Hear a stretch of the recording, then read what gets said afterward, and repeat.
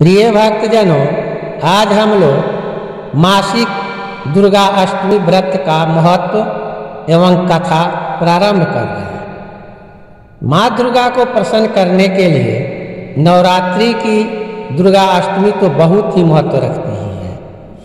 इसके अलावा मासिक दुर्गा अष्टमी हर माह में पड़ने वाला ऐसा दिन होता है जब भक्त शक्ति की आराधना कर उन्हें प्रसन्न कर सकते हैं। मासिक दुर्गा अष्टमी के दिन देवी दुर्गा के भक्त उनकी पूजा करते हैं, साथ ही पूरे दिन उपवास भी रखते हैं। जो भक्त प्रत्येक मासिक दुर्गा अष्टमी को व्रत और पूजन करते हैं, माँ आदि शक्ति जगदम्बे उनके सारे कष्टों का हरण कर लेती है।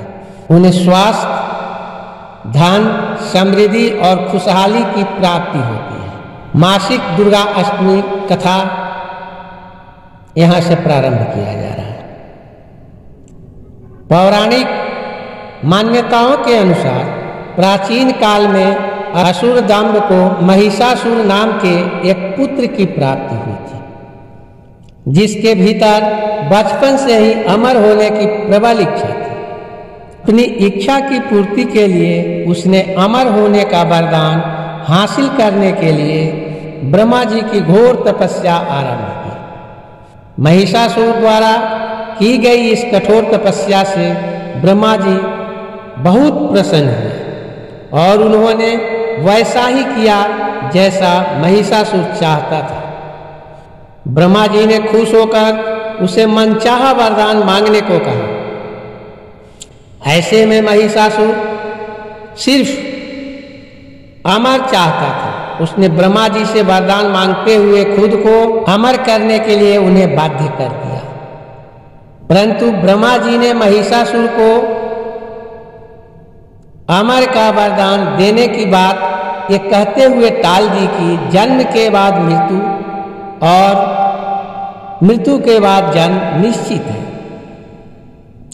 इसलिए अमृता जैसी किसी बात का कोई अस्तित्व नहीं है। जिसके बाद ब्रह्मा जी की बात सुनकर महिषासुर ने उनसे एक अन्य वरदान मांगने की इच्छा जताते हुए कहा कि ठीक है स्वामी, यदि मृत्यु होना तय है तो मुझे ऐसा वरदान दीजिए, ऐसा वरदान दे दीजिए कि मेरी मृत्यु किसी स्त्री के हाथ से ही हो। इसके अलावा अन्य कोई दैत्य, मानव या देवता कोई भी मेरा वध ना कर पाए। ब्रह्मा जी ने महिषासुर को दूसरा वरदान दे दिया। ब्रह्मा जी द्वारा वरदान प्राप्त करते ही महिषासुर अहंकार से अंधा हो गया और इसके साथ ही उसका अत्याचार बढ़ गया।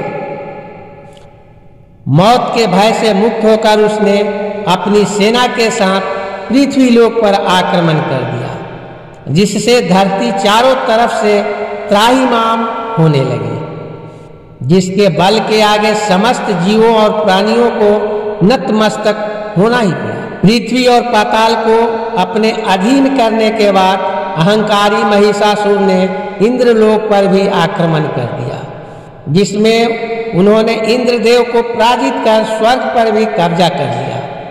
महिषासुर से परेशान होकर सभी देवी देवता, त्रिदेव यानी महादेव, ब्रह्मा और विष्णु को त्रिदेव कहा जाता है, उनके पास सहायता मांगने पहुंचे। इस पर विष्णु जी ने उसके अंत के लिए देवी शक्ति के निर्माण की सलाह दी, जिसके बाद सभी देवताओं ने मिलकर देवी शक्ति को सहायता के लिए पुकारा और इस पुकार को सुनकर सभी देवताओं के शरीर में से निकले तेज ने एक अत्यंत खूबसूरत सुंदरी का निर्माण किया।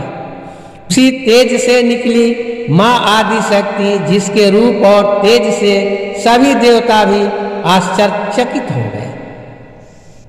त्रिदेवों की मदद से निर्मित हुई देवी दुर्गा को हिमवान ने सवारी के लिए सिंह दिया और इसी प्रकार वहां मौजूद सभी देवताओं ने भी माँ को अपने एक एक अस्त्र शस्त्र सौंपे और इस तरह स्वर्ग में देवी दुर्गा को इस समस्या हेतु तैयार किया गया। कहा जाता है कि अत्यंत सुंदर रूप देखकर महिषासुर उनके प्रति बहुत आकर्षित होने लगा और उसने अपने एक दूत के जरिए देवी के पास विवाह का प्रस्ताव तक पहुंचाया। अहंकारी महिषासुर की इस ओछी हरकत ने देवी भगवती को अत्यधिक क्रोधित कर दिया, जिसके बाद ही मां ने महिषासुर को युद्ध के लिए ललकारा। मां दुर्गा से युद्ध की ललकार सुनकर ब्रह्मा जी से मिले वरदान के अहंकार में अंधा महिषासुर उनसे युद्ध करने के लिए तैयार भी हो गया।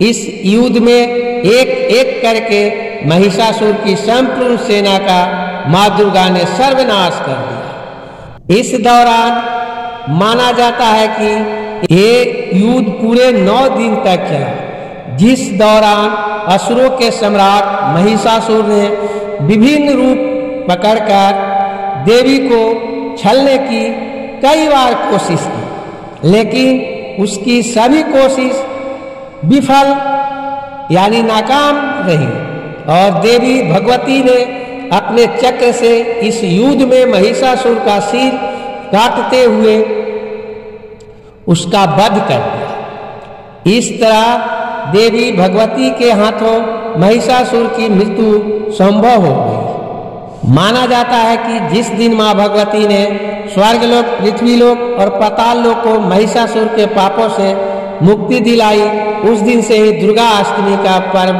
प्रारंभ हुआ। प्रिय भक्तजनों, अगर यह वीडियो आप लोगों को पसंद आया हो तो इस चैनल को सब्सक्राइब करें, लाइक करें और सारे लोगों में शेयर करें। मां भगवती की जय।